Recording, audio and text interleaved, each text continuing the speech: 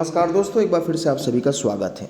आज अभी हम आपके सामने फार्मूला डिस्कशन करने जा रहे हैं ठोसों का आयतन। फार्मूला का नाम है ठोसों का आयतन, मतलब ठोस का आयतन क्या क्या होता है उसका फार्मूला का बहुत जल्दी में हम आपका एक बार गो थ्रू करा दे रहे हैं। तो पहले जो फार्मूला है वो है घनाभ। घनाभ क्या होता है, आपको ये स्ट्रक्चर तो देख करके पता चल ही गया होगा। ये घनाभ का स्ट्रक्चर है जिसमें लंबाई भी होती है, चौड़ाई भी होती है, ऊंचाई भी होती है। घनाभ का जो आयतन होता है वो होता है लंबाई गुणे चौड़ाई गुणे ऊंचाई। घनाभ में विकर्ण एक बहुत लंबा सा, ऐसे ये क्वेश्चन बनता है कि एक कमरे में आप बहुत बड़ा डंडा या बहुत लंबा सा आपको कोई रॉड रखना है तो उसकी लंबाई कितनी होगी, तो उसकी लंबाई उस कमरे के विकर्ण के बराबर होगी। और विकर्ण निकलता है √L² + B² + H² से। घनाभ का संपूर्ण पृष्ठ जो होता है वो 2 ब्रैकेट में LB + BH और HL। ठीक। घन की अगर बात करें, घन और घनाभ में बस यही अंतर है, घन में सब चीज़ें बराबर हो जाती हैं, लंबाई चौड़ाई ऊंचाई तीनों बराबर हैं। तो घन का आयतन A³ हो गया। घन का संपूर्ण पृष्ठ 6A²। आप इस फार्मूले में LBH की जगह केवल A रख दीजिए, आपको घन मिल जाएगा। ठीक है। और घन का विकर्ण क्या हो गया, √3A। ठीक। घन का विकर्ण क्या हो गया, √3A हो गया। नेक्स्ट हो गया बेलन। बेलन आप जान ही रहे हैं, ये बेलन है। तो बेलन की अगर बात करें तो बेलन में इस तरीके से अगर बेलन है तो बेलन में ये R हो गया, त्रिज्या हो गया, ये H हो गया। इसकी जो बेलन का आयतन हो गया, ये क्षेत्रफल हो गया πr²। ऊपर जो सर्किल बना हुआ है और ये जो ऊंचाई है उसको मल्टीप्लाई कर दें तो πr²H। ठीक है।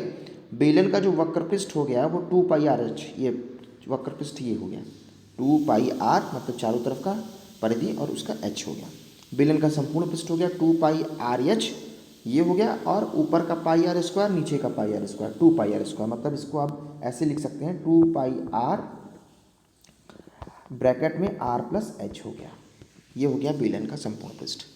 शंकु की देख लेते हैं, शंकु क्या होता है। तो ये शंकु है। तो शंकु में आप ये देख सकते हैं, शंकु का नीचे सर्किल होता है, ये ऊंचाई हो गया, ये तिर्यक ऊंचाई हो गया, और ये आपका r हो गया। शंकु का क्षेत्रफल, एक तो इसमें ही रिलेशन पूछ लेता है, जो तिर्यक ऊंचाई होता है L, तंबू का, ये तंबू टाइप का बनता है ना शंकु, √r² + H², मतलब वही पाइथागोरस थ्योरम, कर्ण का स्क्वायर बराबर लंब का स्क्वायर प्लस आधार का स्क्वायर।